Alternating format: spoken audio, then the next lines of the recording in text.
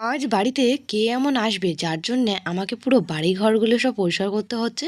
তো বাড়িতে কে আসছে না আসছে সম্পূর্ণটা আমি তোমাদেরকে বলছি। তার আগে চলো ঘরটা তাড়াতাড়ি করে পরিষ্কার করে নিই। তারা কিন্তু চলে আসবে। দেখো যেহেতু বাড়িতে লোকজন আসবে আর ঘর-দরগুলো একটু পরিষ্কার না করলে হয়? তো দেখো এখানে বিছানার চাদরটা কিন্তু আমি তুলে নিয়েছি। বিছানায় একটা নতুন চাদর আমি পেতে দিচ্ছি। তো সুন্দর করে চাদরটা পেতে দিচ্ছি। আর একটা কথা তোমাদের বলি বন্ধুরা, এরকম করে বিছানার চাদর পাততে আমার ভীষণ ভালো লাগে।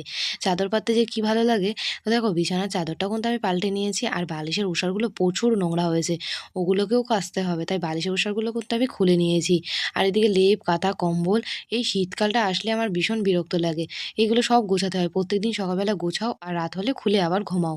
তো চলো এগুলো গোছাতে আজকে তোমাদের সুন্দর একটা ছোট্ট কমেন্ট বলি। দিদি তোমার ভিডিও আমার খুব ভালো লাগে। আমার নামটা নিও নাজমা।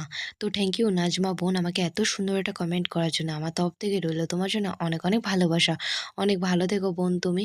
তো দেখো বন্ধুরা তোমাদের সাথে গল্প করতে ঘরগুলো কিন্তু আমার পরিষ্কার করা কমপ্লিটই হয়ে গেছে। তো এখন তাড়াতাড়ি করে কিন্তু ঘরগুলো আমি খুব সুন্দর করে ঝাঁট দিয়ে মুছেও নিতে হবে। তো চলো ঘরটা এবার মুছে নিই সুন্দর করে। তার আগে বারান্দাটা তো ঝাঁট দিয়ে নিয়েছি আর বারান্দায় যে একটা কিছুটা ঝুল ছিল সেগুলোও কিন্তু আমি ঝেড়ে নিচ্ছিলাম। তো একবারে যখন ঘরটা ঝেড়ে পরিষ্কার করছি তাই ভাবলাম ঘরের ঝুলগুলো ঝেড়ে নিই। তো বন্ধুরা বাড়িতে কিন্তু কেউ আসবে না। ঘর কিন্তু আমি ২ দিন পর পরেই পরিষ্কার করি। তাই জন্য কিন্তু আজ সকাল পরিষ্কার করে নিলাম।